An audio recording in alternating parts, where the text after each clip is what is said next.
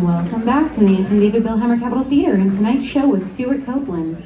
Now, who would like to win 2 tickets to see Todd Rundgren on June 25th or 26th, right here at the Billhammer Capitol Theater? Get out. The show is about to start. Please switch off your mobile phones. Please refrain from taking photographs or video during the performance, which is not permitted and which can disrupt fellow audience members. Sit back, relax, and enjoy the show.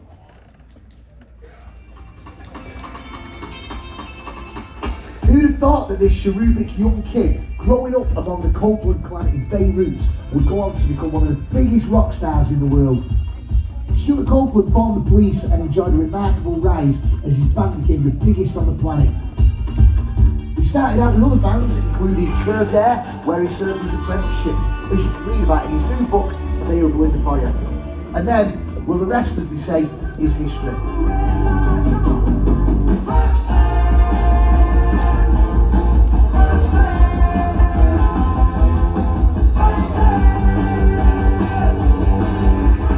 There were detours, of course, for a man who is the personification of creativity. He was a parade into the charts as Clark Kent, just for fun. And all the while, he continued to test himself, pushing creative boundaries as he made new and innovative music.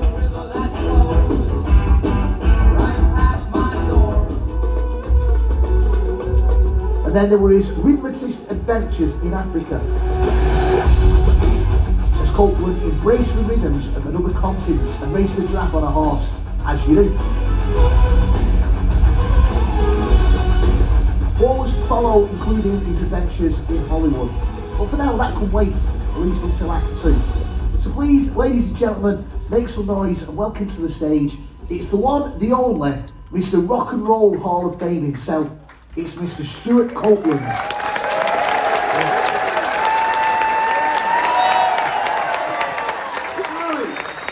Good all you wonderful folks. Thanks for coming out tonight. We're going to talk tonight. Yes, rise up, my people.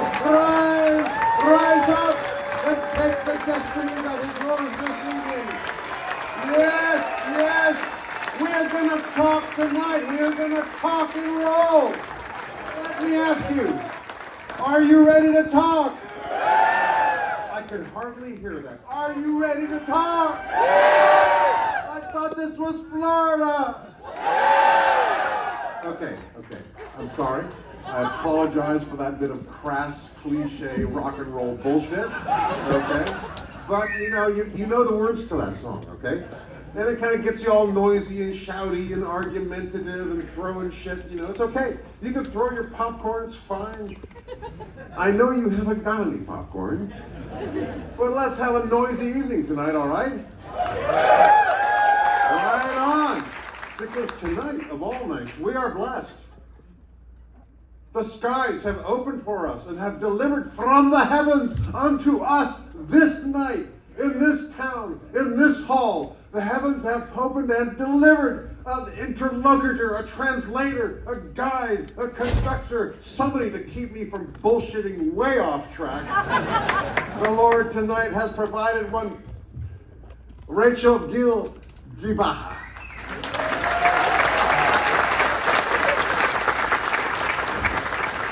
It's taken me a few days here in Florida to learn how to pronounce that name. He's got it. He's finally got it. So, what should we talk about tonight, Rachel? I think these folks will agree with me, that we should talk about you. Oh, shucks. Come on. Okay. Where should we start? The beginning. Okay. The night I was born, there was a sultry evening in Virginia, and I guess the moon was probably shining, but my daddy was away on business. He was over in Cairo, Egypt, installing a dictator. Daddy's got to bring home the bacon, what's your daddy do? So I was shipped over when I was about 2 months old. I was born in America, but I left when I was 2 months old and didn't get back here until I was 18. But God damn it, I'm Merkin. Yeah. Now my accent is a little fake because I went off to British boarding school and almost turned into a teabag. But I'm American, god damn it! And probably more patriotic than most because I've lived out there looking back at the shining light on the hill. Just when I was growing up, America was just better at everything. Everything new and cool was American. Well, that was compared to Cairo, where my dad and his CIA cronies were propping up a system of despots, dictators, and dickheads. And as my dad used to say, they may be, what was he calling them? They may be sons of bitches, but they're our sons of bitches. And it wasn't about bringing democracy or our way of life, our superior way of life unto the benighted people of what was then called the Third World. No. Oil. Period. And their mission, their patriotic mission in service of our country, was to make sure that that oil flows to the west, to our factories, rather than north to the evil empire of the Soviet Union. Because remember, there was a Cold War going on. And it was a clash between titans, between, the forces of evil, the communists, the dreaded godless communists, between them and the good guys, which is us, of course. And so he was over there, just meddling in. I guess they probably had something to do with the, imposing the Shah of Iran on there, and that worked out really well. In fact, it did work out really well then. They had the whole area covered with skullduggery rather than strength. My father was a sneaky son of a bitch, and that kind of worked because he spoke 3 different kinds of Arabic, classical, Egyptian, and Gulf Arabic. And he was steeped in the culture, so he knew, and basically what I saw of Spy World was basically cocktail parties. And he was officially the American Embassy cultural attaché, which meant that he threw cocktail parties and dinner parties, and there were all the poets and playwrights and literati and everything. But there seemed to be a lot of men in uniform in the throng. And these were the colonels who were being developed and developed for future use as despots, dictators, and dickheads. And so when I was about 7, we moved from Cairo to Beirut, Lebanon. Wow. There's my dad with his cronies, shifty looking bunch. That's him with a tie. And so we moved to Lebanon. There's Beirut, Lebanon. Of course, that piece of Beirut is now all glittering skyscrapers that have been blown up and shot down. So that spot right now is the rubble of glittering skyscrapers. Now my hometown got the shit bombed out of it.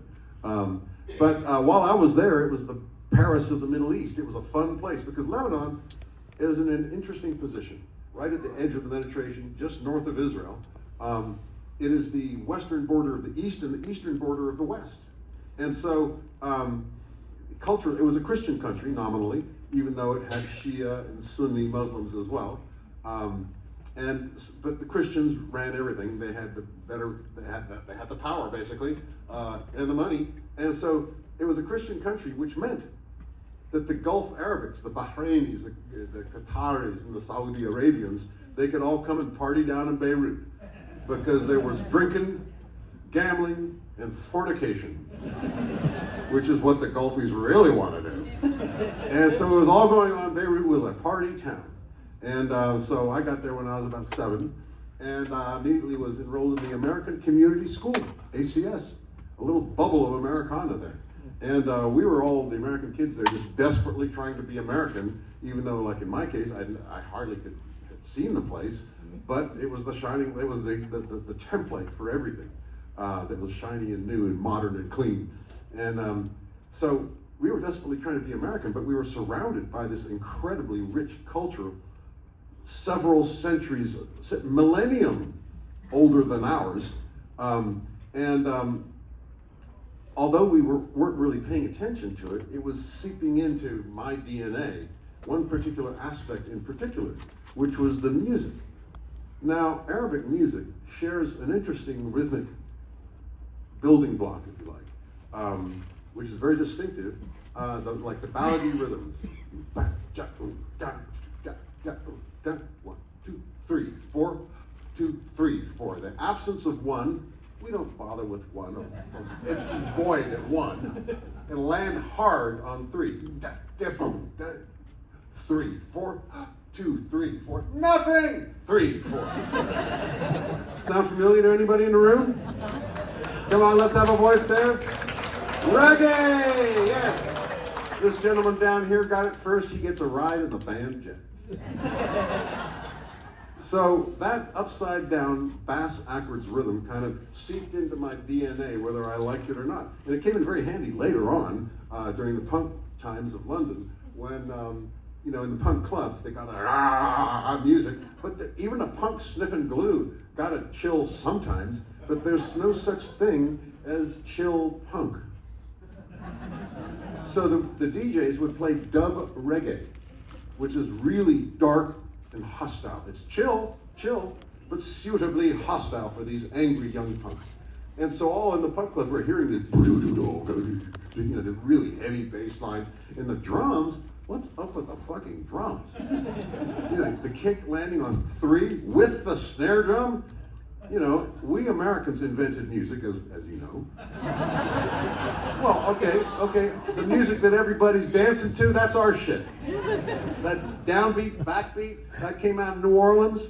Actually, D.D. Chandler invented the bass drum. Long story, you'll have to come back tomorrow night for that one. But basically, music is kick, snare, bam, bam, the relationship between down and up. But this reggae stuff is all the kick and the snare landing together on 3. And all the skinny white kids in London were trying to figure that out, including me. But I have to give credit to The Clash. Because they were the first skinny white musicians who attempted to actually play this strange music from Jamaica. And their first song was, that they attempted this song, was called Police and Thieves, which is ironic. Because you know what happened next. The police came along and thieved that stuff. But I found it a lot easier because I had it already wired into my system. I understood landing on 3 and everything, and so I could do it real easy. And I, just like everybody else, listened real closely to Carlton Barrett and all the Jamaican cats. But I could do it wrong because I was kind of using I was just doing it by instinct. So the police music was often called reggae, but actually was kind of reggae adjacent. Kind of Arabic reggae. And it's weird because there's no historical cultural overlap between these two opposite points on the planet, but kind of cool. Worked out great for me. In fact, turned out to be my secret sauce.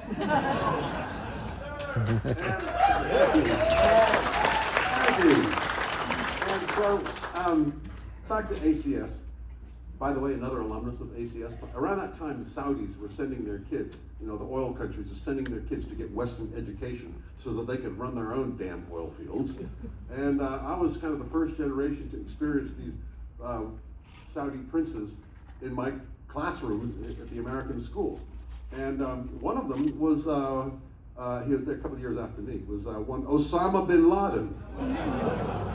And if I'd been there back then, I would have kicked his ass. Just in case. But actually, most of the Saudi kids were really great, really eager, just like the American kids. They were eager to be American too. So the Americana took form. We had 1 hour a week of the BBC Foreign Service, which played 1 hour a week of pop music. Then we had the Voice of America, which also played about an hour, maybe twice a week. So we, the American kids and the English kids and the Italians, all basically the Westerners, were stuck like glue to the radio for that hour. And there was at ACS a rock band, high school band. They were called the Black Knights. Very sharp. And one day, the drummer of the Black Knights, his dad, was posted back to Virginia, Alexandria, CIA country. It was a temporary posting, so he left his drums behind and left. Let's go back a second here. I got to talk about my family. Did we have that shot of the kids? Ah, look at that. Which one do you think is your humble servant? Yep, the cute one. So I was the little baby of the family, and my sister was the smart, debutante of the family. She's the only member of the entire Copeland clan with any class.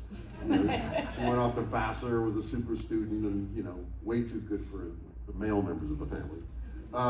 And the next down there is my brother Ian, who was the coolest kid in school, the motorcycle thief. He was just so cool. When he got expelled from ACS, he was class president, which takes a high degree of coolness. And then my brother Miles, who was a business mogul. And I have to say, we'll get into this later, but those two kids on the right there, Ian and Miles, I'm going to say this in a very humble tone, they were the most important managers in the history of rock and roll. Any questions? I know, somebody at the back there going, what the fuck? And here's why. Because your Brian Epstein managed the Beatles. Pretty big deal. You got your Peter Grant managed Led Zeppelin. Whoa. But Miles and Ian, they managed the Police, the Go-Go's, REM, Bangles, the list just goes on and on and on. In fact, those two in the 80s were responsible for the entire British invasion of the early 80s. And boy, y'all like getting invaded, didn't you? Okay, if it's going to be the Beatles, all right, So I digress. So Ian was the coolest, Miles was the brain, the business guy, Lenny was the debutante, and I was the cute little baby. And eventually I hit 12. And the Black Knights, when they lost their drummer, they had to find a drummer. And so, are there any drummers in the house? Yes, let me hear your drummers in the house. All right. Yeah, baby, are there any guitarists in the house? Yeah! Now, guitarists in the house, I love you. I value your contribution to music. Fucking brilliant. Bass players are the salt of the earth. The salt, yeah! There are some bass players in the house. Stand up, rise up the bass players in the house. There you are, ladies and gentlemen. Shower your love upon the bass players. Because somebody's got to translate for the drummer. Well, they count as drummers. I know it's a stretch, but tambourine counts as drums. Okay, yeah. That's right. So, all the drummers in the house, we all recognize that one of the main ingredients, we're not sure about cause and effect, but to be a great drummer, you got to be really cool. We're not sure if playing drums, banging shit, makes you cool, or whether you have to be cool in the first place. But everybody understands, even the fucking guitarists, you know it, right? Drummers have to be cool. They just are cool, And so when the Black Knights, they needed a drummer, the obvious choice was my brother Ian. Because he was so cool. And so Ian brings the drums home, and he sets up. Let's have a look at that home there. There we are, that's the Tarazi Palace. A nice old Ottoman palace. It's amazing how you can live in what was then the third world on an American diplomat's salary gets you a shitload of house. And so Ian brings the drums home, and I can hear him practicing in his room. And and he's like, he couldn't do it. He's just like not getting it. And I'm outside like, and so finally, in frustration, he roars off on his motorcycle, and I sneak into the room on pain of death. And I get on the drums. Okay. Bang! Holy shit. Now, I have to explain that I was a late developer. My friends, their voices were dropping, they were growing chest hair and becoming men, and I was still a squeaky little guy, kind of runt of the litter.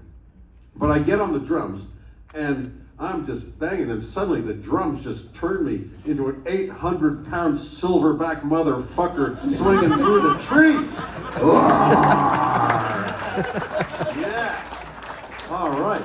So, but the weird thing is that I'm getting it. Wait a minute, this can't be right. It's not possible that I can do something better than my hero, older brother Ian. Anybody here got older brothers? Yeah. You know, they're always better at everything, right? And so I'm thinking, how can I be doing this? And he couldn't. I must be doing it wrong. And ladies and gentlemen, that has been my secret sauce ever since. So, yes? You find your secret sauce, Yeah. but life in Beirut comes to an end. What happens next? Well, what happens next is that my good friend, Harry Philby,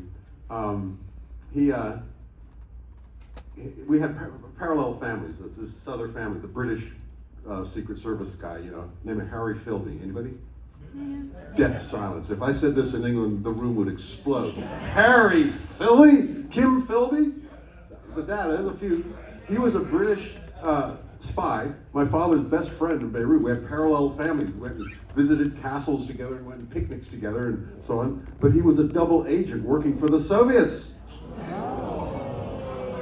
That is a worthy boo. And so one night, Harry's dad disappears. Didn't make it to a dinner party, and 2 weeks later shows up in Moscow. He left behind his family, his job, his friends, his kids, everything. And because they were just about on him, they were just about to get him. And my dad was devastated, and it got hot for him in Beirut. So he had to get us out of Dodge. And by that time, my brother Miles was in college at Birmingham Southern University, and my sister was at Vassar, and my brother Ian, in an act of profound rebellion, ran away from home. Fuck you, Dad, I'm going to Vietnam. In 1968, during the Tet Offensive, which was the grisliest year of the entire quagmire. Ian was over there, aged 18. Not old enough to vote, but old enough to carry an M16. And there was just leaving me, and so I was shipped off to London. And I got there and immediately experienced profound culture shock, coming back to the first world. And, in London, like, man, you can't take a piss anywhere on the street in this town. What's the fucking matter with these people? There's a perfectly good bush over there, but it's rather frowned upon. Anyhow, I was shipped off down to boarding school in Somerset. And when there I am in the British boarding school there, trying to stave off the British accent. And that's me there in the middle row, second from the right. Is that right? Second from, yeah, that's me. Still kind of diminutive. But at English school, I learned all kinds of proper manners, which fork to pick up and, how to make a proper cup of tea and such other important social graces. And also I learned polo. Cheaper on a bicycle, but way cooler on a horse. Yeah, baby, so memorize that horse. Now memorize that black-clad figure. How about that? It's crazy how Photoshop seems so honest now. And so a little bit of Photoshop, we'll do that. And then where does this take us? Your next t-shirt, available in the lobby. Just kidding, I don't think that's actually on sale. But it's kind of a cool logo though, right? Don't you think? So there I was in England learning all these social graces. And what happened next? What did happen? Well, what were your brothers up to at this time? Oh, yes, my brothers. So Miles comes, back from Birmingham, starts up in London. He starts up a little music business. And his first band was a band called Wishbone Ash. Anybody? Yeah. Now I know how old you are. And a bunch of other bands. You know, if anybody has heard of any of these, it's going to be a crowded jet, okay? Caravan? What? Renaissance? Yeah. Whoa! Climax Blues Band? Man, you are some worldly, educated music fans. And old. Just as old as me. And yep, we are still alive, sir. Is there anybody else in the room still alive? Yeah. I should say so. Still kicking, right? And so he had these bands, and I was roadieing for him, but and that's where I learned my chops in rock and roll. You know, I was going to college in California at the time at UC Berkeley, and thank you. That was one person, but that's enough. I love you, fellow Berkeleyan. But summer, I'd come back to London, and I'd work for Miles's bands. I roadied for Wishbone Ash. Huh? I roadied for Wishbone Ash, which is pretty fucking cool, okay? You know, and I was a pretty good roadie. Now, that's a big brag for me. You know, I got my Grammys and other bullshit. Who cares? I roadied for Wishbone Ash. My big break. And so I learned how to load the truck, get all the amps in. I could, you know, you take a back line, the amps, the drums, and everything. I could get that stuff broken down, unplug, get it into the back of a Ford Transit van before you could say hootenanny. You know? And so I became a pretty good roadie, learning all the nuts and bolts of where you plug the gear in, how you find the power points, you know, how you know, the ohmage. I've forgotten what ohmage is, but I remember it's a big deal when you plug your big 200-watt Marshall amp into your 4 cabinets. You got to worry about ohmage, whatever the fuck they are. And so I was a real good roadie, coiling cables and everything. And I worked my way up, and I became a tour manager. You know, and I tour managed Renaissance. You know, not quite up to Wishbone standard, but you know, I became a tour manager. And as a tour manager, I learned that, you know, I had learned the nuts and bolts of the gear. Now I'm driving with the band in the car, arguing amongst themselves, and I'm learning about band politics, the mechanism of how a creative unit functions. There's always, hopefully there's at least one shiny one. Inevitably, in like a 5 or 6 piece band, there's going to be a couple of passengers, and that's cool. And you know, just how the creative process works, as I'm hearing them arguing amongst themselves. So I've learned how the gear works. I've learned how the band works. So around about that time, my brother Ian gets back from Vietnam. Weirdly, no PTSD. It didn't hit him until the Gulf War, decades later. And then the first one, you know, he freaked him out, long story.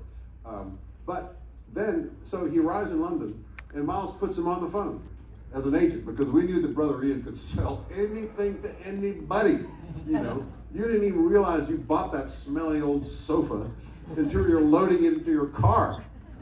I paid what?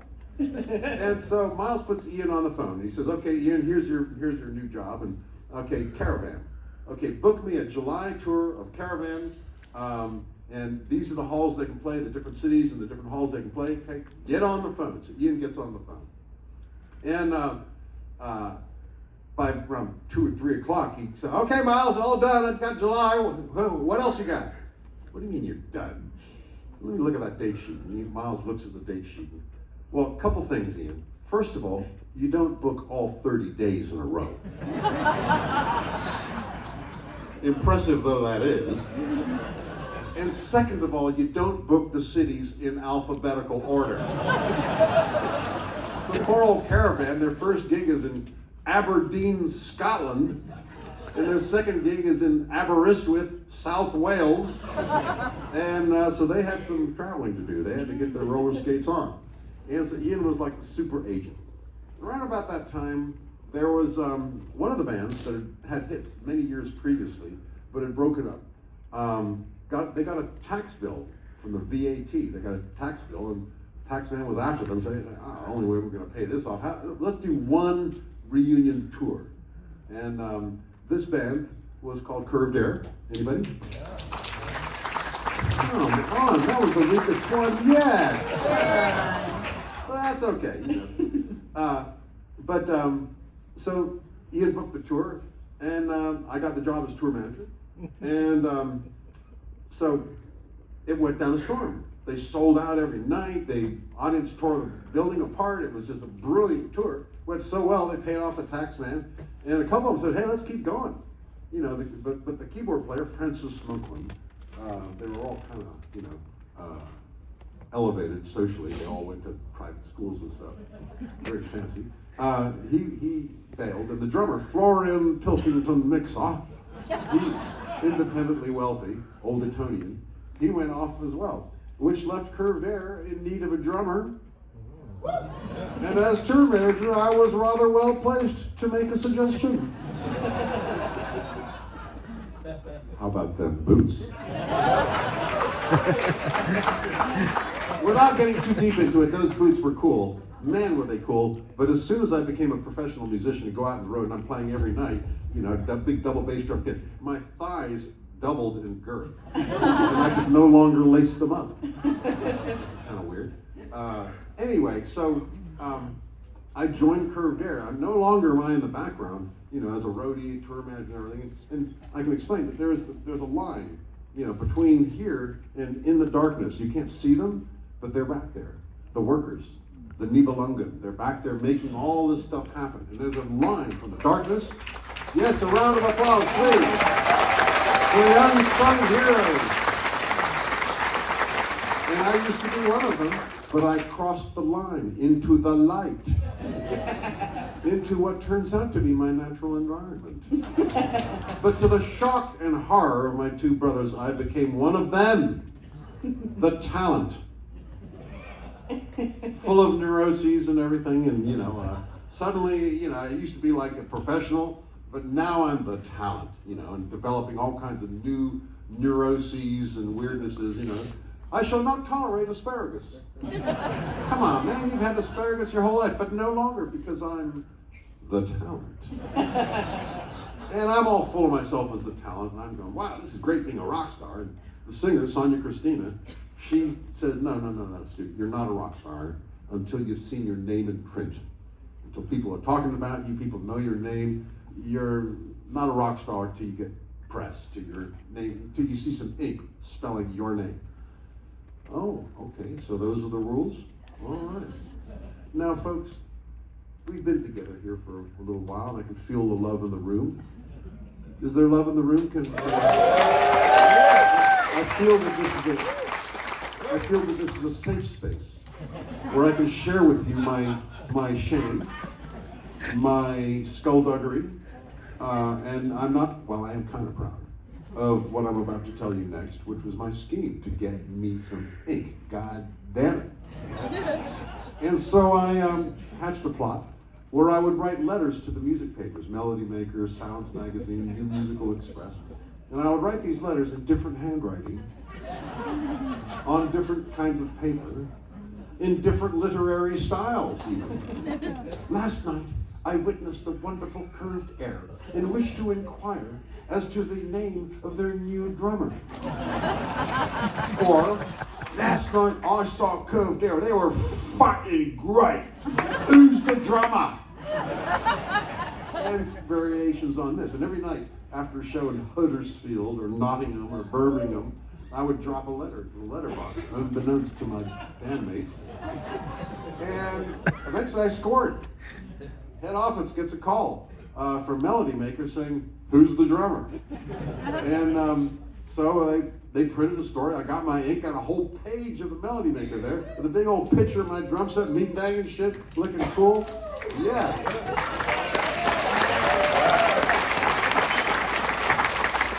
Now I'm glad we've moved past the skullduggery of it, and there is still love in the room, in spite of this terrible, dishonorable, dishonest. Brilliant. No, hey, I'm amongst friends here. And so, there, you know, in fact, those idiots at Melody Maker, they walked right past all the cool letters that I wrote, and they, the one that they, you know, I was actually kind of proud of some of them, but the one they printed was, what kind of drumstick does Curved Air's new drummer use? 4B. For anyone who's interested. Guitars, never mind. Drummers, you know what I'm talking about. 4B. yeah, it's a little heavier. You know. Should we just stop this now and talk about drumsticks? And then we'll talk about guitar strings. Come on, guys. So where were we anyway? Well, you're the talent now. Yeah, I'm the talent now, but so what the hell was it? 4B drumsticks, Sounds Magazine. No, it sounds like that stupid. Yep. So the answer they got to this dumb little question was, I remember I said it was a whole page. So the answer they got to the question, what kind of drumsticks does Curved Air's new drummer use? The answer they got was, I was born on a sultry evening in Virginia, USA. And on from there to fill the rest of the page. They got a little more than they bargained for.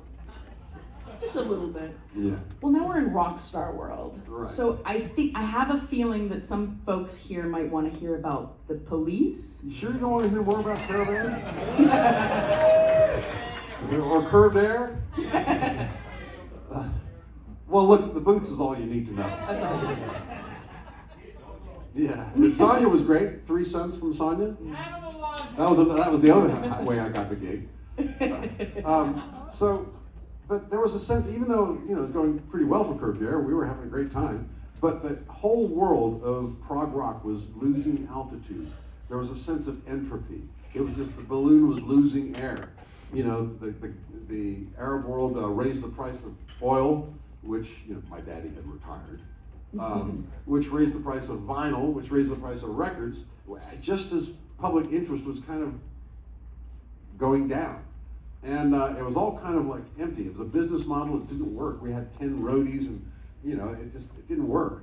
And till one day, 4 snivelly kids went on TV and said fuck on national TV, and that was the Sex Pistols. And that changed everything. The Barbarians were at the gates, all unannounced. And it was a real watershed, a real cultural shift from long hair to short hair, from peace and love to anger, from smoking hashish to sniffing glue. Personally, I prefer the hashish. And so does this lady right here.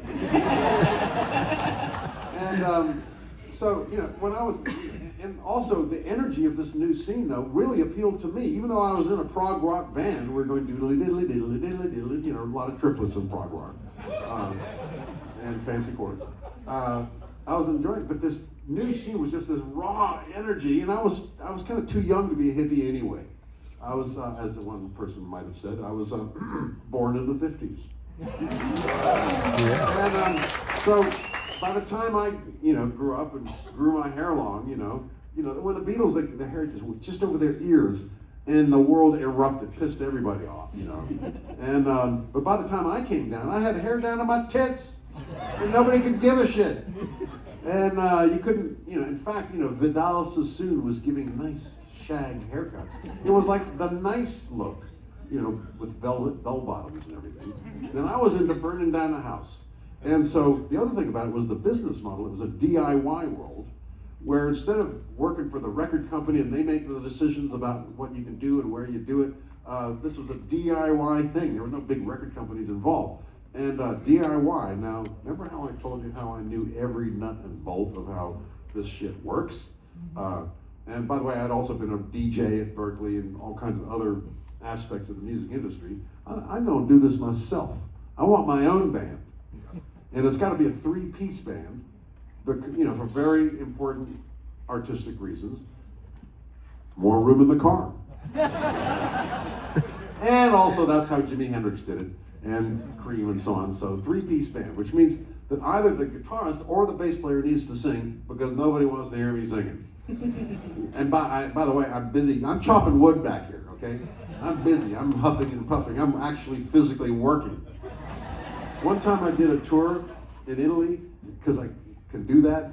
I was at the front of the stage playing guitar and singing, and I had a young drummer at the back there. It was Adrian Ballou on guitar, Mark King on bass, and his drummer from level 42 on drums, that little fucker, man. And I felt like an old lion, real happy to have a young lion around the house to do the heavy lifting. Anyhow, I'm up the front of the stage. Every now and then I look over my shoulder, and that motherfucker is working hard. And I'm playing guitar, and I'm hardly breaking a sweat. I can go on stage in like a shirt. Drummers can't do that. You know, drummers are baggy shorts and a t-shirt, because we're working, we're chopping wood. And I realized all you guitarists have no idea how much harder the drummers are working. In fact, some do.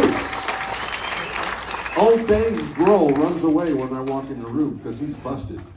Dave, you know that your drummer is working way times harder than you are, and you're not letting on, are you, Dave? Come on, Dave. But he's a hard-working guy, so he gets some slack. So I found a guitarist who had an amp, qualified right there, and he knew a few chords, and okay, I got one piece of the puzzle there, and what that means is I got to find a bass player who can sing, which is a little more rare, a little more thin on the ground than guitarists who can sing. And so I needed a bass player who could sing. So one night, I was still with Curved Air, and we played up in Newcastle, and we had a night off in northern city of England called Newcastle, and the local journalist, Phil Sutcliffe, took us to see the local hero band. They were called Last Exit. They were kind of a fusion jazz band. And the first thing I noticed right away was that the bass player is on the mic. We got ourselves a singing bass player here. All right. And a rather handsome amplifier. Qualified! But there's another factor that I couldn't help notice. And I was looking around, am I the only person seeing this? This golden celestial light descending from the heavens, alighting upon his magnificent brow. Charisma out to here. My God. And I'm there thinking, meal ticket. So later that night, we were introduced. I was introduced to Sting as he gazed upon distant horizons. And, I can share with you, ladies and gentlemen, that fame and glory did not change Stingo.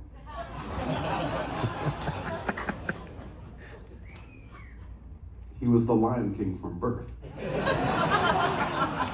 And really, when he was nothing, nobody, he was already that guy. He just had a light glowing off him, and he knew it. So a few days later, I call up that journalist. Fast little motherfucker. And so a few days later, I call up the journalist and say, hey, that bass player with his own amp and can sing and stuff with the golden light, could you give me his number? Because there's this cool thing happening on it's called punk, and that was as far as I got. The temperature dropped 20 degrees. Punk? Because punk was the enemy. Like I said, the barbarians at the gate, they were the enemy of everything that is sacred and beautiful. They do not play triplets. And he said, no, I'm not going to give you his number. So you can bring him down to London and groom him as a punk? No, I'm not going to give you his number. So you could take Newcastle's finest, so he wouldn't give me the number. Fuck. So I hang up the phone. I'm walking around in ever-decreasing circles. And I came up with a plan. Another of my schemes. Because I can be pretty persuasive, when I put my mind to it. But I came up with a very persuasive means of persuading. And it went basically like this. Give me his fucking number, asshole! Bound to work. But he didn't pick up. His girlfriend did. Hello. Hi, this is Stewart Copeland from Curved Air, Curved Air? Oh my goodness, Phil's not here, but he's such a Curved Air fan. Is there anything I can do for you? Is his phone book handy? Hang on a tick. And I hear her go to 043-912-8787. By the way, that's still his number. Go ahead, give him a call. Tell him Stewart says hey. Because Sting loves that shit. So 2 minutes later, I'm on the phone, and I'm hearing that voice with which we are all now so familiar. And the first thing I say is, look, let's get straight to the point here. This is a conversation about you as an individual musician, not your band. And his response was fateful. And thus spake Sting. Keep talking. All right, okay, I got you, pal. You're mine. And I just was babbling at him and talking. And that was the thing. First of all, keep talking meant that he's a free agent. I can get him. And he wanted to move down to London anyway. But the other part of that was that that's what I had to do. I had to keep talking. I got a band. We're going to conquer the world. I'm booking gigs, but it's all going on. We're called the Police. It's kind of a crap name, but we can work on it. In fact, I didn't tell him, but my original name of the band was Fuck the Police. I'm sorry, ladies and gentlemen, I chickened out. But it was still a crap name because we don't own it. We can't copyright the Police. We don't own it. Google the Police and you're going to get, Clearwater Police Department. Stupid name. Anyway, I told him, we got songs, and I did have songs. I only knew, I knew 4 chords on the guitar, which is one more than you need for punk. Most of the punk bands knew 2 chords. Clash were a little sophisticated. They could play an E and an A and a D, but I had the G, which in punk world is verging on jazz. Anyhow, I had these songs. I had written songs, Clown's Revenge. That was a real winner. I hate people. They hate me. Really class material here. And the amazing thing is that when he came down to London and I played him these songs, he didn't run away. I told him I had a band, we had gigs, and I did. I was on the phone booking gigs with Ian. Actually, Ian had gone off to Macon, Georgia by that time, and it was me booking gigs. Most of the gigs that the Police got in those days were cancellations by other bands who didn't know how to get there. These kids were 18. They didn't know where to hire a truck, to get up to Nottingham or wherever. I did know where to hire a truck. And so we were filling in for other bands. That's most of the work we got. Because the Police was spotted right away as carpetbaggers. We were about 5 years older than real punks. And I think it was that fucking G chord. That pissed the critics off right there. And we were, dead in the water. We were exposed right away. As we were kind of like the older teenagers at a Tweety Bop party, kind of skeevy, kind of not supposed to be there. Yeah, creepy. Right? And but actually, we did earn a living because Sting and I were a heck of a rhythm section back then when we were young and codependent, and we were getting hired for sessions, and that's kind of how we paid the bills, was playing sessions. And one such session was that. I beg your pardon. Well, he came along. That's another story. We did sessions, and one session we did was for a guy called Mike Howlett, a member of a band called Gong. Anybody? Not quite up to Wishbone Ash standard. Because Andy Summers told us this story 3 years ago. Okay. I'm going to tell it differently from Andy. And he hates the way I tell it. But my version is actually true. So they're both true, I'm sure. I don't know how he tells the story. But he gets credit. But so Andy, Sting and I are there playing with Mike Howlett. And in walks the guitarist, you know who that is, the legendary, the storied triple scale Andy Summers walks in the house. Yeah. That motherfucker. What triple scale means is that they pay Sting and I once, they pay him 3 times because he's triple scale. You want Andy to play on your record, you've got to pay him 3 times. And so we get together, and the 3 of us together, and we just lit it up. Just the fuse was lit. And poor old Mike House staring off into space, while Andy and Sting and I just raged, just blazing, and we're surging high into the cosmos, delving deep into the bowels of the earth, surging forward like a raging army, withdrawing with poignant sentiments, running the gamut of music. Just a day of music, and driving home that night, Sting is seething. With all my blarney and talk, He didn't, actually, it wasn't all Blarney talk. I was telling him, we're going to conquer the world. We're going to, the guy from Stiff Records says that's the best demo he's ever heard. We're going to play stadium. We're going to conquer the world. And all this stuff that I'm like jabbering at turned out to be not complete bullshit. All that bullshit turned out to be true. But not yet. And so we're driving home and Sting's saying, we got to get that guy. We got to get that. He reminded of his purpose on the planet, which was music, not my bullshit. And we'd had a day of, that's why I picked up the bass. That's why, and he's saying, and I'm saying, we're not going to get that guy. We can't pay him triple scale. We can't even pay ourselves single scale. And by the way, in case you hadn't noticed, we're dead in the water. I didn't belabor that point. But we're not, but yeah, sure, yeah, we'll try to get that guy. Anyhow, as it happened, the Gong had a reunion. They'd broken up years ago, but they had a reunion festival in Paris, and each member of the band had their own spin-off group, of which Mike Howlett's band, us, was one of those bands. And so we went off and played the show. We had a cool name, Strontium 90. And so there we are with Andy again. Then Sting and I are circling like bees around shit. So flies around shit. Like bees around honey. And we're circling. And, then a week or so later, the Police were playing at the Marquee Club in London, playing our song, blazing away with our crap song. And suddenly, Andy Summers is in the house. And he jumps up on stage and, man, burns it down. Fuck me. Clown's Revenge never sounded so good. Just amazing. Fuck, get this guy. And it so happened that a week after that, serendipitously, I'm getting off at the underground, and there's Andy again. Hey, he says, Stewart, let's go get a coffee.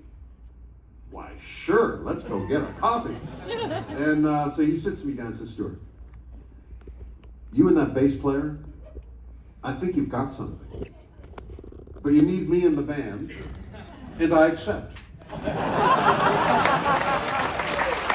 my version of the story, okay? But that's Andy, that little fucker. He gets straight to the point. And, for me, and at first I didn't believe him.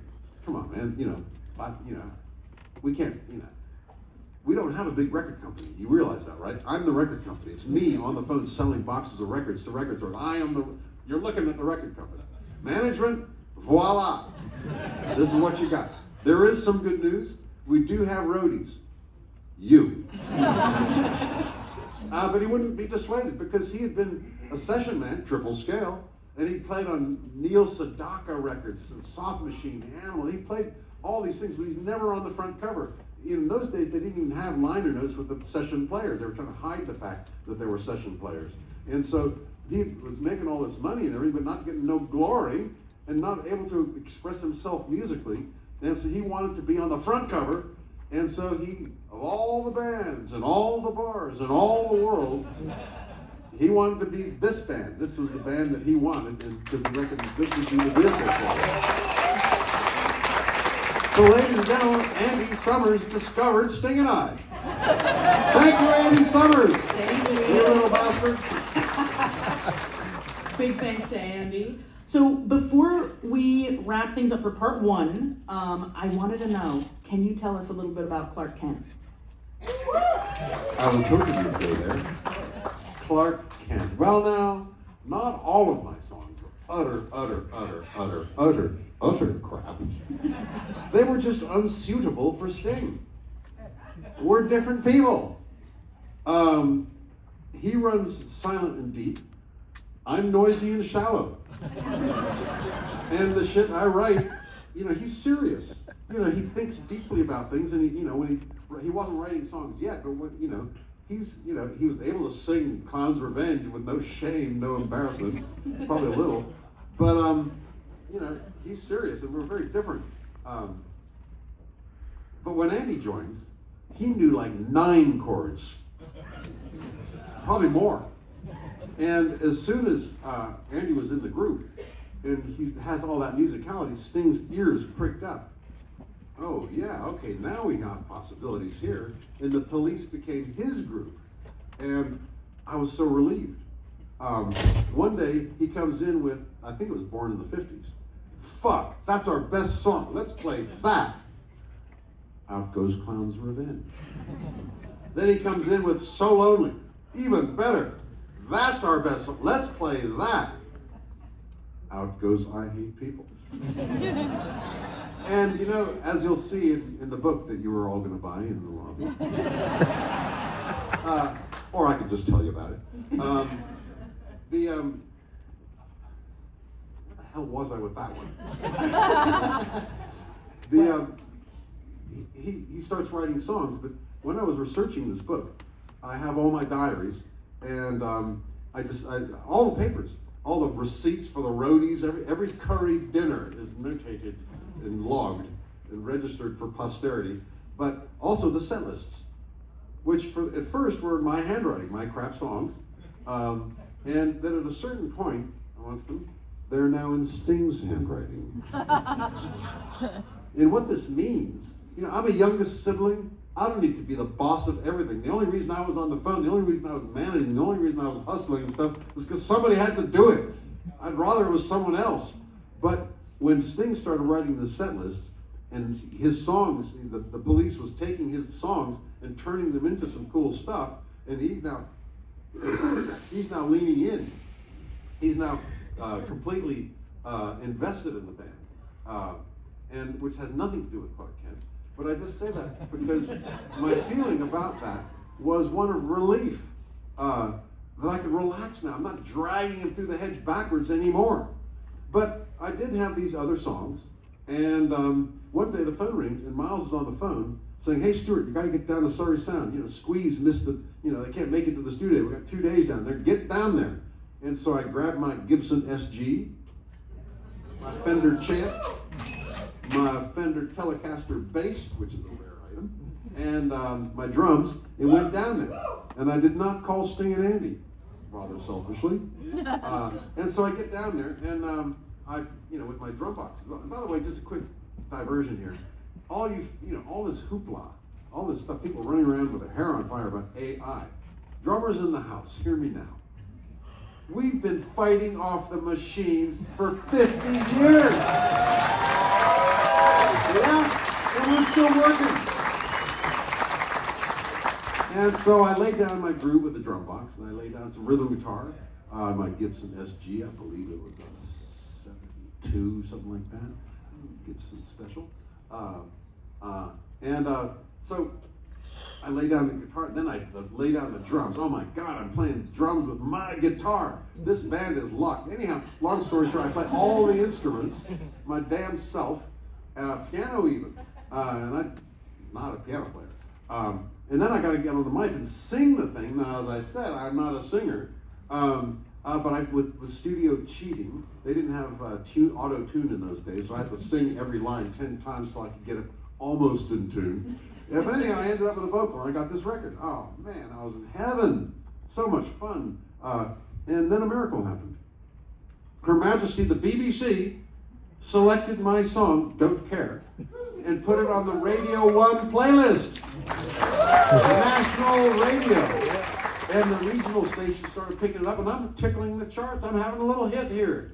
My God. But I figured that as the drummer of this fake punk band, you know, with zero cred, I had another of my schemes. How about I go all secret identity on it? There you see, as the mask reveals the true identity, and call myself Clark Kent. And I was a mystery man. Nobody knew who it was. Of course, it wasn't anybody. And they were wondering, is it Frank Zappa? Must be. Is it David Bowie? Maybe Joan Jett. You know. And so everyone's guess for about 10 minutes, that was a question on everybody's lips. Who's Clark Kent? And then another miracle happened. You're going to be on Top of the Pops. Now, Top of the Pops was sort of like the Ed Sullivan show in England. National, that's what every man, woman, and, every teenager is in front of the television at 7:30 on Thursday night watching Top of the Pops. And it's just everybody from the Who to everybody. It's just like, that was the station. You play on Top of the Pops, national, you go up 10 points in the charts. So I got the gig. Okay, I'm playing on Top of the Pops. God damn. But you know, I'm a band guy. Even though I played all the instruments, this is truly a one-man band. And by the way, just a little bit of a small brag here.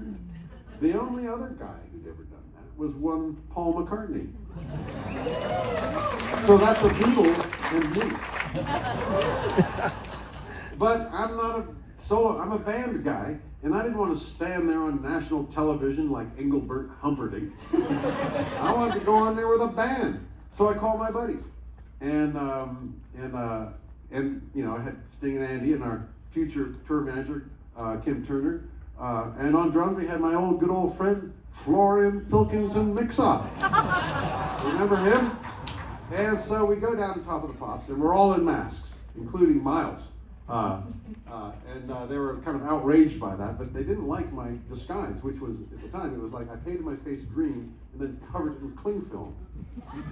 A really cool look, by the way. But the BBC weren't having it, because this is a family show. There are going to be children watching, and that cellophane on your face ain't going to work. You know, they might suffocate. I'm going, the problem is. But they say, we'll paint you all up, and we'll disguise you with makeup so that no one will ever recognize you. Let's see how that looks. Well, it ain't Joan Jett. And so, you know, I've never been at the front of the stage. You know, my world is back here. That's my place there. This part here, I've never been up here before. But there I am on national television, 40 million people watching, or whatever, I just made that number up. And I'm at the front of the stage, apparently miming, thank God. But you know, I didn't know how to move, I didn't any of that, but I'm there with my buddies, and let's see how we did. Yeah, not bad, okay, that's pretty cool there. Whoa, who's that on guitar? Leonid Brezhnev on guitar. More importantly, who's that bass player? You recognize that guy right away. Like, even with a gorilla mask, there's still a golden ray of celestial light coming down on that motherfucker. And so, yeah, there we were. Thank God for me. Clark Kent disappeared without a trace. Just in the nick of time. Because right when I was thinking, I don't need these guys. I've got this. I play all the instruments myself. And I've had a hit. The police hadn't had a hit. The police was dead in the water. And I'd do it better. Now, clearly, I can do it better myself. But just in the nick of time, the police released Can't Stand Losing You. And that got like 3 points ahead of me in the chart there. Bastard beat me by 3 points. And Clark Kent disappeared without a trace, and the rest is history. Thank God for that. But years later, just to finish this off here, we're going to cut to years later, a little postscript here, when dinner over at the Sumner's house, and old Trudy, that's Mrs. Sting, she's kind of mischievous, and she's the life of the party. Effervescent, bubbles, Sting's very quiet, and she's the party, good old Trudy. And she's quite mischievous. And so she's prone to say something like, hey, so Stewie, tell us about your adventures on Top of the Pops. And Sting goes, why sure, Trudy. Hey, Stingo, remember your first time on national TV? I believe you were miming to my bass line. Huh? In a gorilla mask. Ah, life is sweet. Okay, we have to give it up here because old Stingo did, he did come up eventually. He came up with Every Breath You Take, Message in a Bottle, So Lonely, Can't Stand Losing You, Walking on the Moon, Bring On the Night, okay, couple of hits there. Okay, so Sting had the last laugh, okay? But God damn it, I had the first laugh!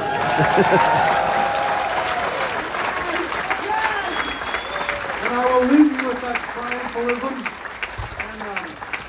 Give you all a 20-minute break. Give your ears a rest. You can talk amongst yourself, discuss everything that you learned here tonight. There will be a quiz. And also, I believe Rachel is going to be giving dancing lessons in the lobby. Yeah, of course. No, yes, of course. Yeah. And I will see you all in about 20 minutes. Thank you guys. Give it up for Stewart Copeland. Before you guys all run away, we have papers and pens here and a drum where you could put all your questions in. Come up to the front of the stage. If you have questions for Stewart, we're going to answer a couple at the very end of the show. Enjoy your break. I'll be back in 10 minutes to collect the drum.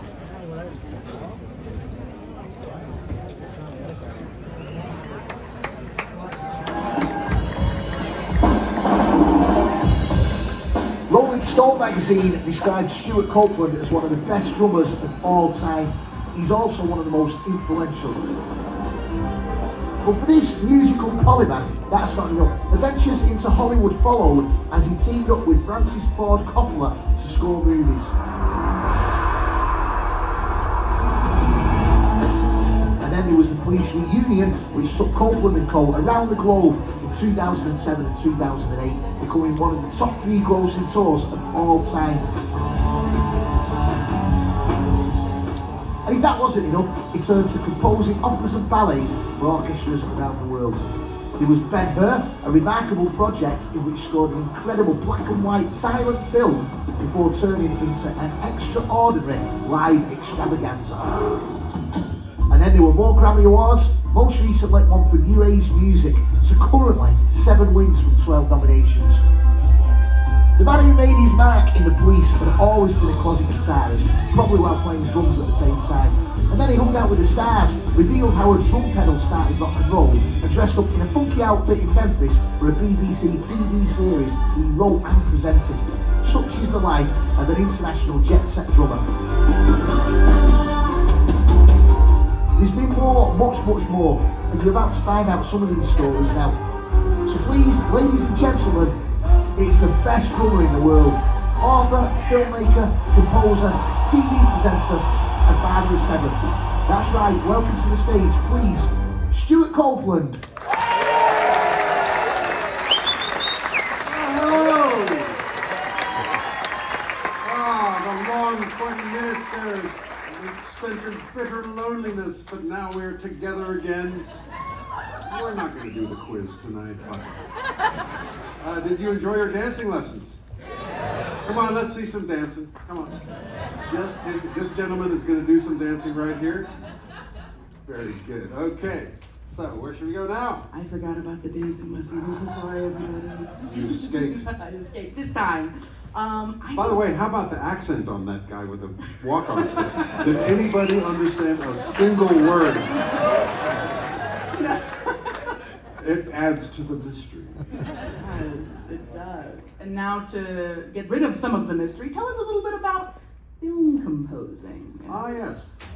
Well, one day I was on a tropical island, Montserrat, recording an album with these 2 motherfuckers. And we were there in paradise with the wave, you know, on this tropical island in the Caribbean, with the waves gently lapping and the trees gently waving, you know, the palm tree. And the only fly in the ointment was us 3 assholes. And in the midst of this misery, you know, we all love the result of our misery, our struggle, but man, it was harsh. And one day, in the midst of the misery, I get a phone call from one Francis Ford Coppola. And he wants me to go down and talk about scoring his movie. Long story short, I got the gig. As a film composer, I'd never scored a film. I'd never talked to anybody in Hollywood. I had no idea. But Uncle Francis taught me the purpose of music and film, which is to guide your emotions. We'll talk about that in a minute. But I get over to San Rafael, California, and I'm playing all the instruments myself. Wow, I haven't had so much fun since Clark Kent. Just in heaven with no judgment, no struggle, no nothing, you know. All this material that had been rejected by the Police that I'd written. Because admittedly, Sting writes better material for the Police because he's got to sing the shit, you know. It's going to be better. But that material, rejected by my colleagues, ended up as a film score for Rumblefish. And got me a Grammy nomination, a Golden Globe nomination. Thank you very much. How about that, Andy and Stingo? Huh? You sneered? Never mind. All is forgiven. And so, yeah, and Stan Ridgway. One nice clap for Stan Ridgway there. Wall of Voodoo. Wall of Voodoo, anyone? Rock on. So I'm in heaven there making this music, and all, which director we're talking about now? Not Oliver Stone. No, Francis. Yes, he comes down. He's listening with his codgers, his old post-production crew, the old guys that he made Apocalypse Now and Godfather, and his old guys. They're listening to the music, going on. No, this is some fucked up shit, but I like it. Because I didn't know how you're supposed to score a movie, so I did it how you don't supposed to do it, which is another way of saying revolutionary. Amazing what you can do when you don't know what you're doing. And I'm having a great time, but one day he says, this is all really great, but we need some emotion. We need some strings. Oh, fuck. Now, it turns out that I did actually have a music education. In college, I majored in music and learned about basic harmony, figured bass, and voice leading, and all these, fundamentals of construction of music composition. And but I hadn't seen a sheet of music in my entire professional career. Rock and roll does not do music on the page. In fact, how do you get a guitarist to turn the volume down? Put a sheet of music in front of him. Okay? How do you get the keyboard player to just stop altogether? Take his music away. Anywho, so I got to hire some strings, and I had to go out and buy some music paper with a 5-lane staves, and I put my chords on there. It wasn't Mozart. I didn't have the chops, but it's whole notes basically, as we call them, footballs. Just with beautiful voice leading, perfect harmony, and real pretty, but nothing complicated. And I call up the contract and say, the director wants strings. Cool. How many? How many? I don't know. Strings. Strings. Plural. Lots. Let's go with many. Okay. So I hire these strings. And this is a little sidebar here. In sessions, when you hire a guitarist, for instance, he shows up with like 9 guitars. He's got 2 Stratocasters, a Les Paul, some guitar you never heard of, and a whole Fred Astaire of foot pedals, because they love that shit.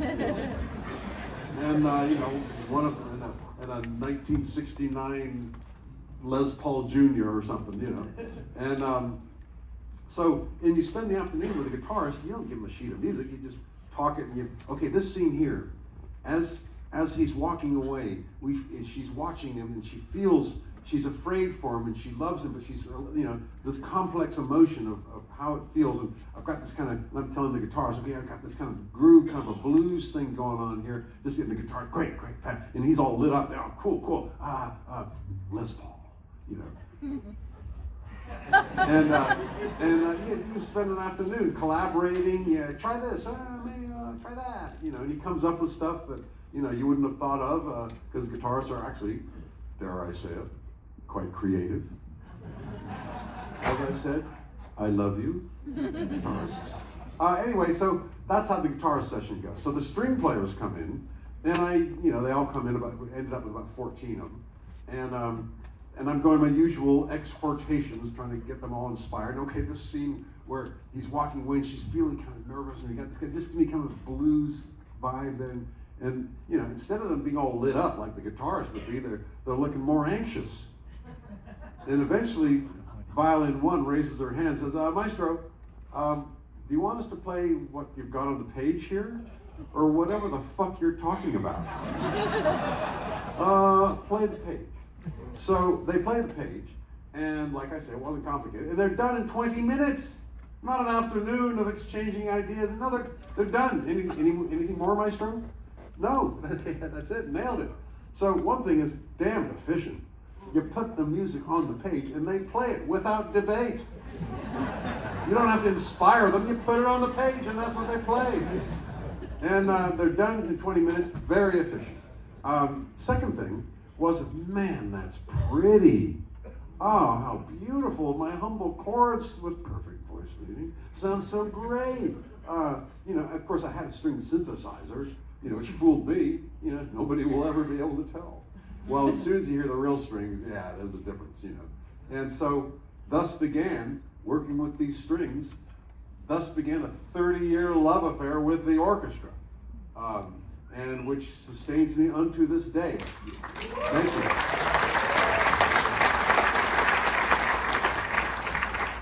And so for 20 years, I was a hired gun, flinty-eyed, pay me money and I'll write your music. You want happy? I'll make you happy. You want sad? I'll have you crying. You want happy sad? I'll fuck you up. And I learned all of the ways that music interacts with drama, and it's very profound. The music in a film tells you how to feel, and what you feel, how you feel in a film, is much more important than what you think.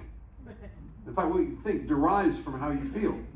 You know, the scene, a couple examples here. You know, the handsome man, say Tom Cruise, looks down into the beautiful woman, and the moon is shining, and it's all good. I love you. Now she believes it, but the audience needs to know that the plot is that he's a lying son of a bitch. He's a dick. And everything that your eyes are telling you, the screen, the moon, the beauty, the handsome, the beautiful, all this stuff, all your information, your data, if you will, is all saying one thing, but the plot needs to say something else. So I put my shit cord on him. No mistaking it. He's an asshole. Everybody in the house knows it. They don't believe their lying eyes. They believe my shit cord. And that tells them how to feel, which is the most important thing. Or imagine another scene, a chase scene. You know, they're chasing the car down the freeway, and the car flies off the freeway, lands on the markets, and like people are flying, and music, terrifying. You're like that's terrible, right? Okay, let's have a little fun here. Let's trade the music out. And instead of all that scary shit, how about if the music goes